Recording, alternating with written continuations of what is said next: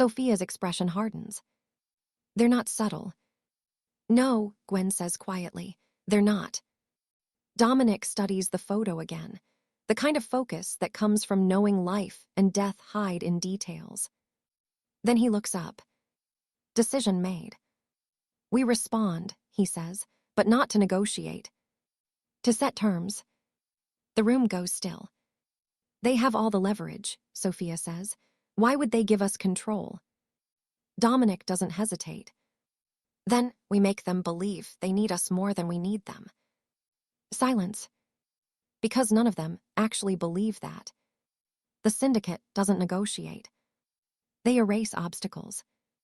And tonight, they just labeled us one. In the next 48 hours, we either outmaneuver a global criminal network, or we disappear. No second chances. No backup plan. No mercy. This isn't survival anymore. It's strategy. It's power. It's war. And this time, we strike first. Backhand index pointing right if you're ready to see how this war unfolds. Make sure you subscribe and turn on notifications. Because in this world, every move matters. The message. You're hurt. Gwen touches her ear. Her fingers come away bloody. I'm fine. You're bleeding from your ears. Temporary pressure trauma. It'll heal. He doesn't touch her. Not here. Not in public. 6 months of playing normal means maintaining distance, even in crisis. But his eyes say everything his body won't. The fear he'd felt hearing the explosion. The relief seeing her standing. The fury at whoever did this. An FBI agent approaches. Badge out. Generic face that Gwen's learned to distrust on principle. Ma'am, I need to ask you some questions. Later, Dominic says. It's not a request. Sir, this is a federal investigation. She's in shock, medical priority. Questions can wait. His tone suggests the conversation is over. The agent hesitates, reading Dominic's body language, the way he positions himself between Gwen and authority, the subtle threat in his stillness. Smart agents know when to back off. This one is smart. They walk to his car, silent. The world continues around them, sirens, investigators, news cameras setting up for the inevitable coverage, but they move through it like ghosts.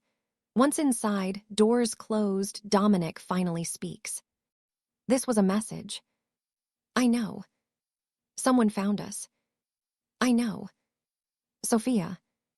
Gwen pulls out her phone, dials. Sofia answers on the first ring. You saw the news, not a question. Hard to miss an explosion. Sofia's voice is measured, controlled, the way it always is. Even when the world is burning, Sofia sounds like she's discussing quarterly earnings. You were there. Yes.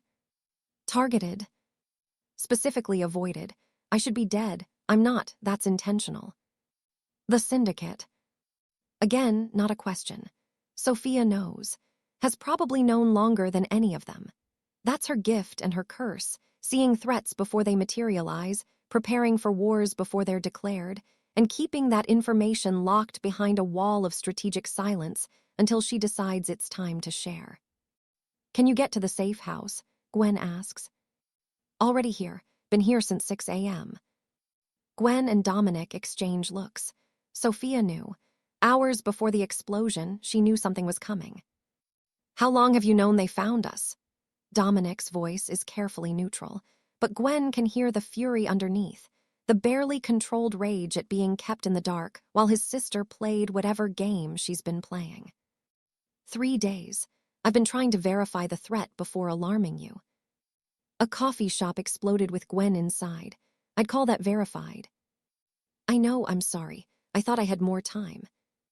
Dominic ends the call, doesn't trust himself to keep talking.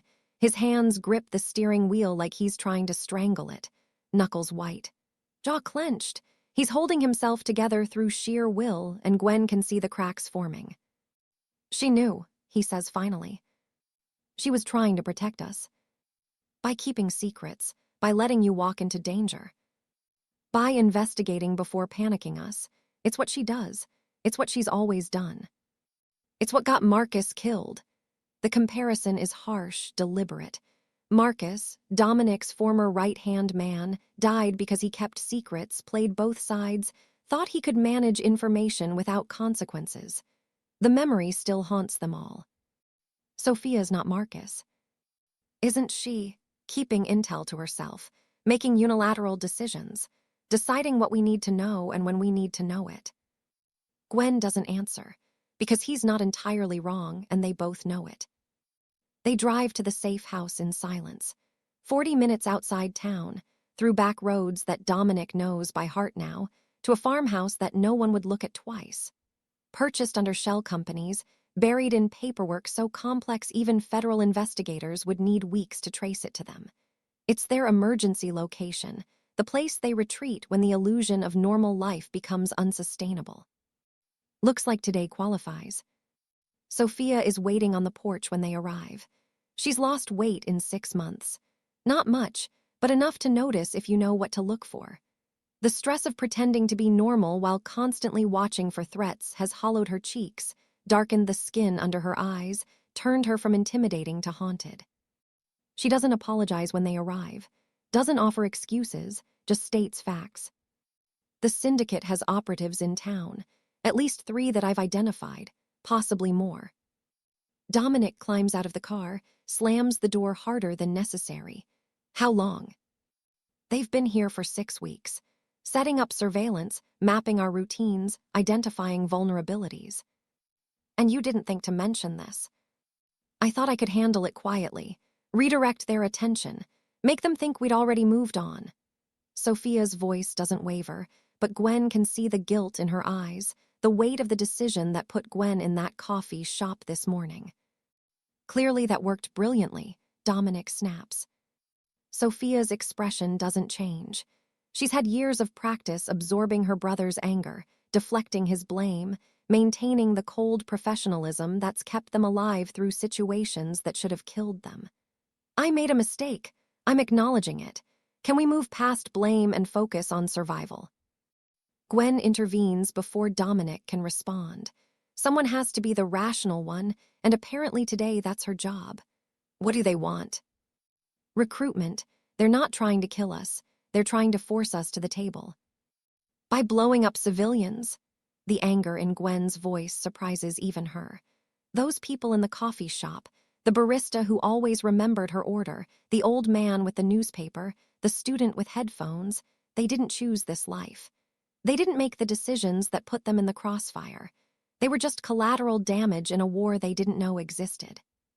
By demonstrating capability, Sofia says, and there's something cold in her voice, something that reminds Gwen that Sofia was raised in this world, shaped by it, and sometimes the empathy that normal people feel for innocent casualties is a luxury Sofia can't afford.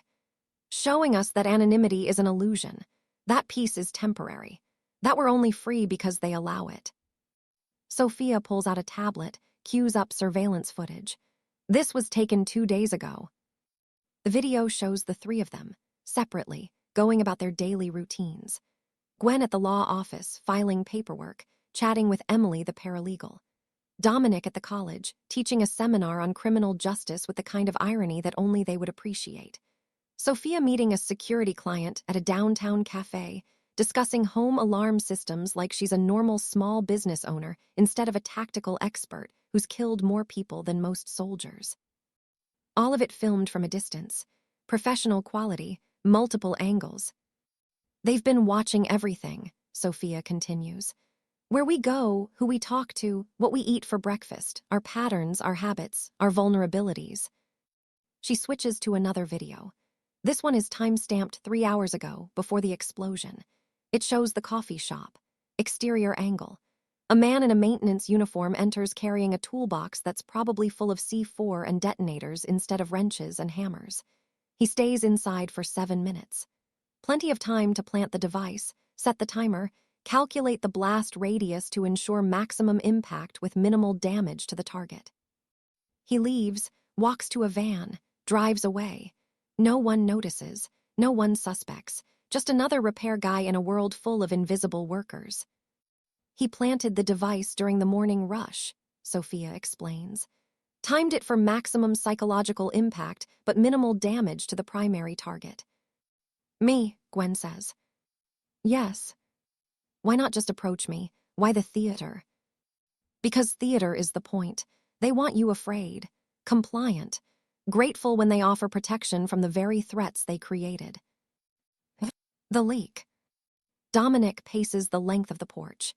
He's thinking, calculating, running through scenarios the way he used to in his old life when planning operations that required perfect execution or people died. Gwen can see the wheels turning, the strategic mind that made him so valuable and so dangerous clicking back into gear after 6 months of forced retirement. How did they find us? He asks. Witness protection is supposed to be ironclad, new identities, new locations, buried so deep that even federal databases can't cross-reference the old names with the new ones. Sofia's hesitation is barely perceptible, a fraction of a second, but Gwen catches it, and from the way Dominic's eyes narrow, he catches it too. What aren't you telling us? Gwen asks. Sofia takes a breath. There's a leak inside the U.S. Marshals Service, someone with access to WITSEC databases. The words land like a physical blow. The entire witness protection system is built on the assumption that the people managing it are incorruptible, that the marshals who know the real identities and locations of protected witnesses would rather die than reveal that information. If that assumption is false, then everyone in the system is compromised. Everyone is vulnerable. You're sure? Dominic's voice is dangerously quiet. I've been tracking information flow for 3 months, cross-referencing which witnesses have been found, which locations have been compromised, which cases have mysteriously fallen apart. The pattern is clear. Someone inside is selling access. 3 months. Dominic stops packing, turns to face his sister. You've known about a WITSEC leak for 3 months and said nothing. I was trying to identify the source before. Before what? Before we all ended up dead. Before Gwen got blown apart in a coffee shop because you decided information was yours to control. I made a judgment call. Your judgment calls keep putting us at risk. Sofia stands. She's smaller than Dominic, 5'6" to his 6'2", but she doesn't back down. Never has. That's the Cross family trait, stubborn pride that refuses to acknowledge fear even when fear is the rational response. My judgment calls have kept us alive for 2 years, kept us ahead of threats, kept us one step faster than the people hunting us. Forgive me for not being perfect. They're toe-to-toe now, siblings locked in a battle of wills that has nothing to do with this specific argument, and everything to do with years of unresolved tension, trust issues, and the fundamental question of whether Sofia's secrecy is protective or controlling. Gwen moves between them before the argument can escalate further. Stop, both of you. Fighting each other is exactly what they want. The Syndicate sent that message to me, that explosion, to create exactly this moment.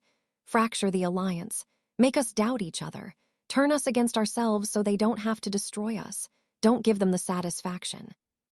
Dominic steps back, breathes, finds the control that's kept him alive in situations where losing his temper would have meant losing his life. Fine, what's the play? Sofia returns to the tablet, pulls up a new document. The Syndicate sent a formal message through encrypted channels. I received it this morning, before the explosion. She reads aloud. To the survivors of the Rossi War, your skills are required, your expertise is valued, your cooperation is expected. You have 48 hours to make contact.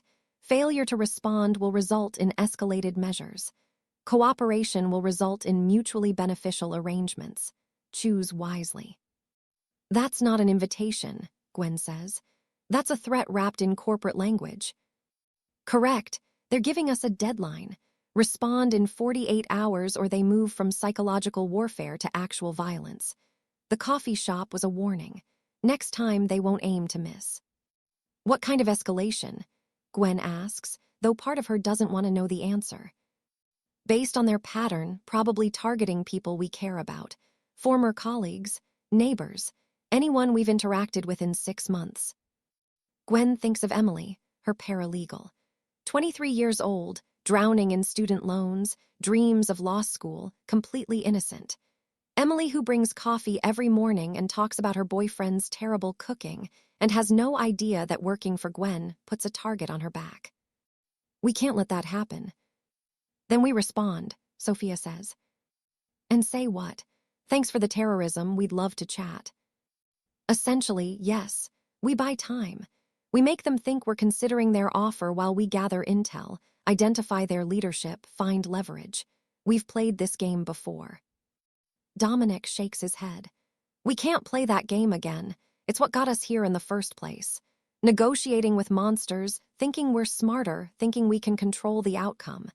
Every time we think we're manipulating them, we're the ones being manipulated. So what's your alternative? Sofia challenges. We disappear. Again, new identities, new location, cut all ties, start over from scratch. And 6 months from now, they find us again. Because the leak still exists. Because the Syndicate has resources we can't match. Because running isn't a solution, it's a delay. You can't run forever, Dominic. Eventually, you have to stop. Eventually, you have to fight. Better a delay than a surrender. Gwen's phone buzzes.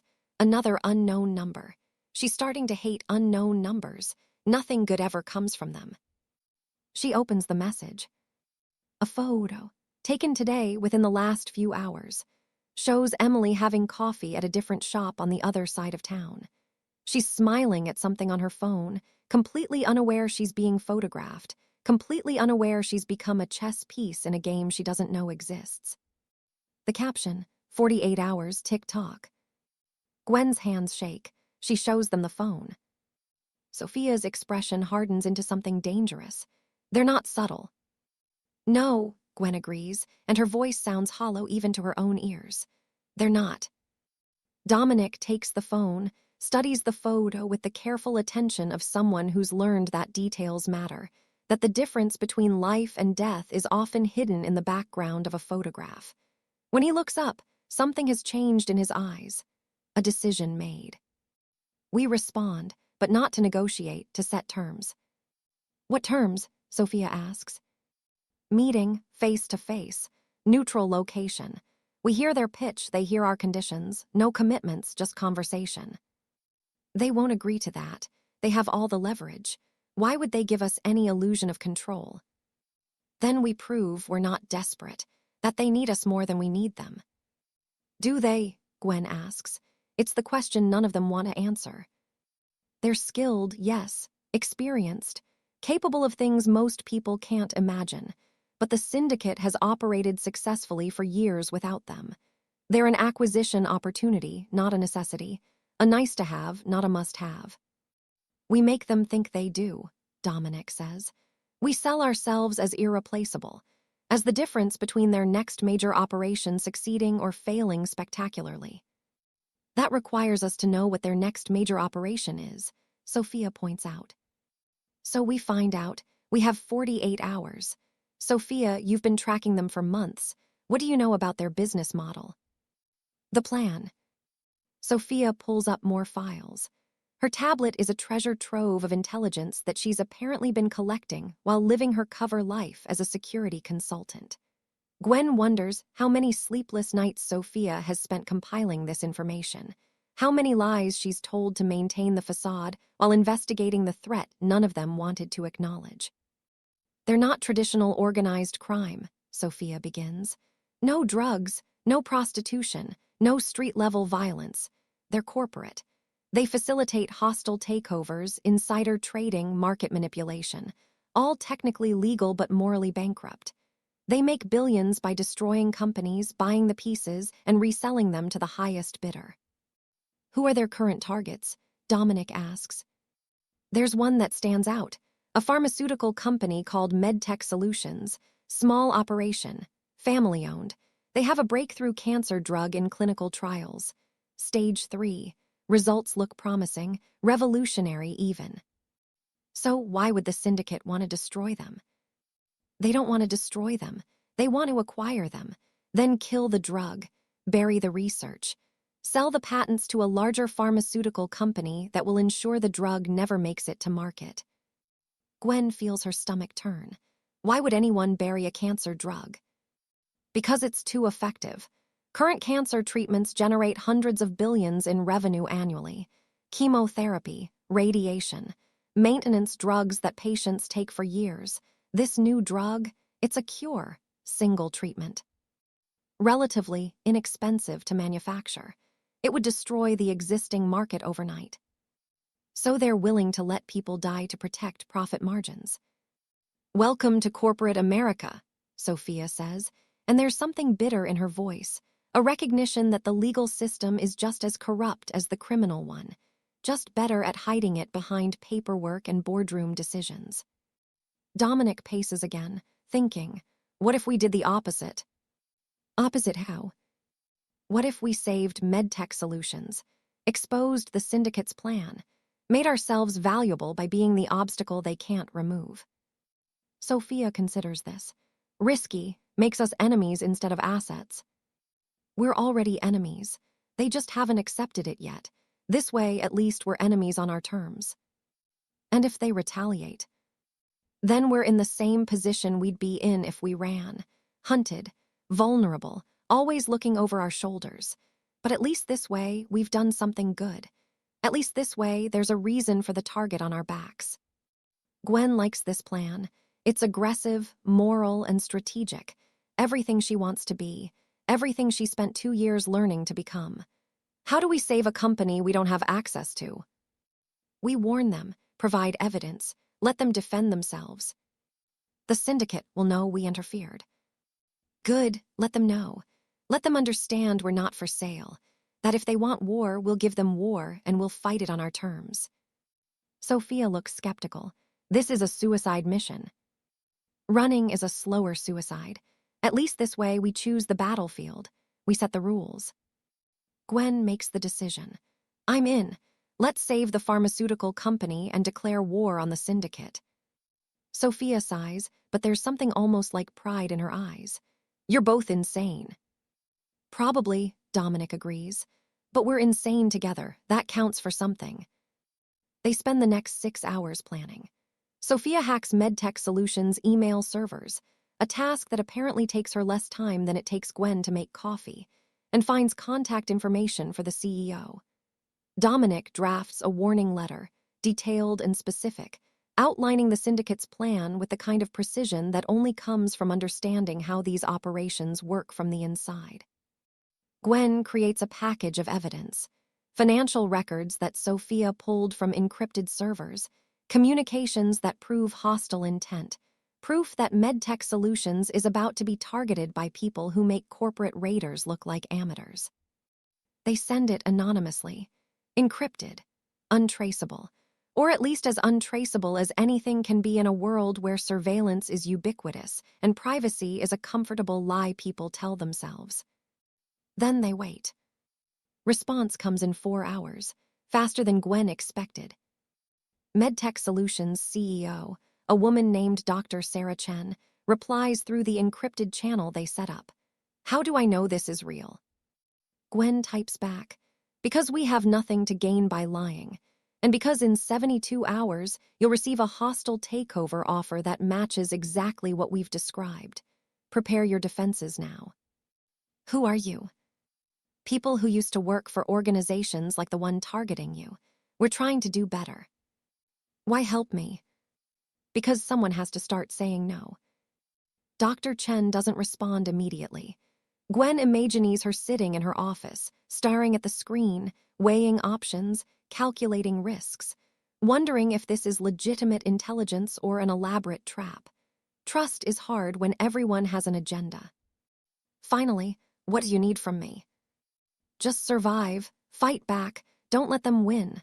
We'll provide what support we can, but ultimately this is your company, your fight. We're just giving you the information you need to see it coming. And if I do fight, if I follow your advice, then you'll have allies. You won't be alone. Another pause, longer this time, then, okay, I'm in, tell me what to do. They spend the rest of the night coordinating. Sofia provides security recommendations, upgrade the building access, hire private security, implement digital safeguards that will make hacking their systems significantly more difficult. Dominic outlines legal strategies to defend against hostile takeovers, the kind of corporate warfare tactics that most family-owned companies never see coming until it's too late. Gwen coaches Dr. Chen on public relations, using media attention as a shield, making the takeover attempt too visible for the Syndicate to execute quietly. By dawn, MedTech Solutions has a defense plan, lawyers on retainer, board members briefed, security upgraded, media strategy prepared. It won't guarantee victory. The Syndicate has resources and experience that MedTech Solutions can't match, but it gives them a fighting chance. It makes them a harder target. It forces the Syndicate to choose, walk away or commit more resources than the acquisition is worth. As the sun rises over the farmhouse, Dominic, Gwen, and Sofia sit on the porch, exhausted, running on coffee and adrenaline. But there's something almost peaceful about this moment, the calm before the inevitable storm. We just made powerful enemies, Sofia observes. We had powerful enemies already, Gwen counters. Now we're fighting back instead of hiding. There's a difference. Dominic's phone buzzes. Message from the unknown number that sent the 48-hour ultimatum. He opens it, reads. His expression doesn't change, but Gwen knows him well enough now to see the tension in his shoulders, the tightening around his eyes. What does it say? He shows them. Interesting choice. We offered partnership. You chose warfare, so be it. The consequences are yours to bear. A second message follows immediately. Another photo. This one shows the three of them, taken minutes ago, sitting on this porch, having this exact conversation. The caption, "Did you really think we weren't watching?" Gwen's stomach drops. They're here, right now, close enough to photograph them in real time, close enough to kill them if that was the goal. Sofia pulls her weapon. Dominic does the same. They scan the tree line, the road, the surrounding fields that suddenly feel like enemy territory. Nothing, no movement, no obvious threats, but that doesn't mean the threats aren't there. Dominic's phone buzzes again. A video this time. It plays automatically, shows the inside of the farmhouse, their emergency supplies, the surveillance equipment they use to monitor threats, the weapons cache in the basement, everything. Someone was inside, while they were planning all night, while they thought they were safe. The video ends with a message typed on screen. You can't hide from us. You can't fight us. You can only delay the inevitable. 24 hours remain. Choose wisely. The 48-hour deadline just became 24 hours. And the Syndicate isn't playing anymore. The truth. Gwen stands, weapon raised, scanning for threats she knows she won't find because whoever took that video is long gone. Professional enough to get in and out without leaving traces, without triggering the alarms they thought would protect them. We need to move. Now, this location is compromised. But before anyone can respond, Sofia's phone rings. Unknown number, always unknown numbers. She answers on speaker. A voice distorted by modulation, inhuman and mechanical. Sofia Cross, we know what you've been hiding, the secret you've kept from your brother for 8 years, the reason you really helped him escape the Rossi family, the truth about your mother. Sofia's face drains of color. All the professional composure, all the tactical expertise, all the cold calculation, it evaporates in an instant, replaced by something Gwen has never seen before. Fear, pure undiluted fear. If you want to keep that secret buried, the voice continues, you'll deliver Dominic and Gwen to us, willingly, within 24 hours, or we'll tell Dominic the truth. And when he learns what you've done, what you've hidden, what you've lied about for 8 years, he'll never forgive you. The call ends. Silence on the porch, heavy, oppressive. Dominic stares at his sister. What truth? What are they talking about? Sofia's hands shake. Her phone slips from her grip, clatters on the wooden planks. For the first time in the years Gwen has known her, Sofia looks truly, utterly terrified. I can't. Can't what? Can't tell me, or can't lie anymore. Dominic, please. What truth? Each word is sharp, precise, dangerous. But Sofia just shakes her head, silent, trapped between the secret she's kept and the consequences of revealing it. Gwen realizes what's happening with sudden, horrifying clarity. The Syndicate isn't just threatening them with violence. They're fracturing the alliance from within, using secrets as weapons, turning them against each other with information that's more devastating than any explosion. We need to. The farmhouse windows shatter. Not from gunfire, from impact. 3 canisters roll across the floor, spewing gas. Thick, chemical, tear gas or worse. They have seconds before the house is uninhabitable. Dominic grabs Gwen's arm, out the back. But Sofia doesn't move. She's staring at her phone, at whatever message the Syndicate just sent her, at secrets that apparently matter more than survival. Sofia, Gwen shouts. No response, just frozen terror. Dominic makes a choice, grabs his sister, physically drags her toward the exit. For all her tactical training, for all her combat expertise, Sofia doesn't resist, just lets herself be pulled like a rag doll. They burst out the back door as the gas fills the house, their eyes already burning, lungs protesting, and find themselves surrounded. 12 armed men, professional, tactical gear, weapons raised with the confidence of people who know they have overwhelming force on their side. No insignia, no identification, just black uniforms and cold efficiency. The Syndicate's private army. A man steps forward. Expensive suit that probably costs more than Gwen's car. Calm smile that doesn't reach his eyes. Everything about him screams corporate executive, except for the casual way he gestures at the armed men like they're office supplies. Mr. Cross, Ms. Davis, Ms. Cross, we really didn't want it to come to this. Come to what? Dominic's voice is deadly calm, the tone he uses when he's calculating how many people he can kill before they kill him. Force, we prefer cooperation, negotiation, mutually beneficial arrangements, but you've made it clear that won't happen, so here we are. So what? You kidnap us. Recruit you aggressively. He makes it sound reasonable, like this is a standard business practice. We have resources you need, you have skills we want, it's simple mathematics. And if we refuse, then things become complicated, unpleasant for everyone. Dominic's gun is already in his hand. Gwen's too. But they're outnumbered 6-1, and the tactical team has the kind of training that turns 12 men into an overwhelming force. Come any closer and Gwen starts. And what? You'll shoot. Through 12 trained operators. You might take down 2, maybe 3, then you die. Is that really the choice you want to make? Dominic doesn't lower his weapon, but Gwen can see his mind working. Calculating odds, finding them impossible.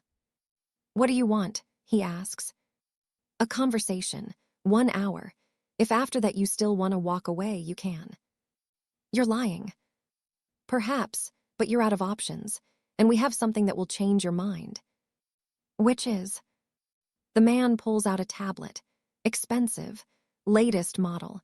He cues up a video with the casual efficiency of someone giving a PowerPoint presentation.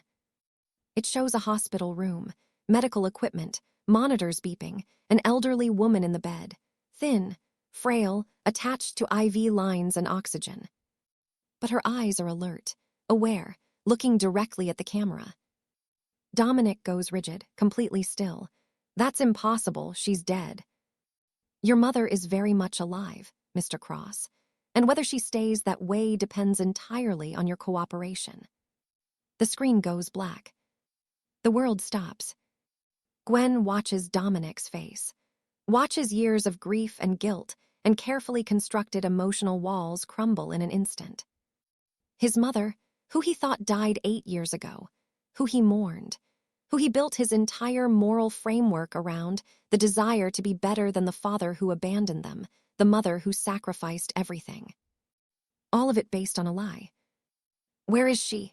Dominic's voice is barely recognizable, raw, broken. Somewhere safe, somewhere you'll never find without our help, somewhere that will stay safe as long as you cooperate. If you've hurt her, We've kept her alive for 8 years, fed her, medicated her, given her better care than she'd get in any prison infirmary. We're not monsters, Mr. Cross. We're business people. She's valuable. We treat valuable assets well. Sofia finally speaks. Her voice is hollow. You didn't know. Dominic turns to her. What? That she was alive. You didn't know. How would I? He stops, stares at his sister. Did you know? Sofia's silence is answer enough. Did yous know? Dominic. How long? He's never raised his voice at her before. Never lost control. But 8 years of lies just shattered, and the only person who could have told him the truth was the one person he trusted most. Since the beginning, since we went into witness protection, they told me, showed me proof, said they'd kill her if I talked. You knew our mother was alive, and you let me think she was dead for 8 years. To protect you, to keep you from doing exactly what you're about to do, throw away everything we built to save someone who's already gone. She's not gone, she's right there, in that video, alive. She's a hostage, a manipulation tool. They're using her to control us, and it's working. The man in the suit watches this with interest. Clinical, detached. This is fascinating, family dynamics under pressure, but we're on a schedule. So here's the offer, come with us. 1-hour conversation, meet your mother, hear what we're proposing, then decide. And if we say no, Gwen asks, then your mother dies, painfully, and we release the information that will destroy what's left of your reputation. Every crime, every kill, every law you've broken, all of it goes public. You'll spend the rest of your lives in supermax prisons, separated, alone, with nothing but regret for company. He checks his watch. Expensive, probably Swiss. You have 30 seconds to decide. Dominic looks at Gwen, at Sofia, at the tactical team that will kill them if they resist. At the impossible choice. 20 seconds. Dominic, Gwen says quietly, it's a trap. Everything about this is a trap. I know. If we go with them. I know. 10 seconds. Sofia grabs her brother's arm. She's already dead. The woman in that video, that's not Mom. Not anymore. 8 years of captivity breaks people. I've seen the psychological reports. She's gone, Dominic. You'd be sacrificing everything for a ghost. 5 seconds. Dominic looks at the tablet, at his mother's face, at 8 years of grief that suddenly has a focal point, a person to save, a wrong to right. Then he lowers his weapon. We'll come, but if you've hurt her, if you've done anything. You'll do nothing, the man says, because you're unarmed, outnumbered, and completely at our mercy. But let's maintain the fiction of negotiation. It makes this more pleasant for everyone. He gestures. The tactical team moves in, takes their weapons, searches them for backup pieces, finding 2 on Dominic, 1 on Gwen, 3 on Sofia because she never trusts a single point of failure. Transport is waiting. We'll be at the facility in 30 minutes. Your mother is quite eager to see you, Mr. Cross. She's been asking about you for years. They're loaded into a van. No windows, reinforced. The kind of vehicle designed to prevent escape. As the door closes, Gwen catches Dominic's expression. It's not fear, not anger. It's something worse. Hope. The most dangerous emotion in their world. Because hope makes you vulnerable. Hope makes you compromise. Hope makes you believe that maybe, just maybe, there's a way out of this that doesn't end in blood and betrayal. The van starts moving. And Gwen realizes they just made the worst mistake of their lives.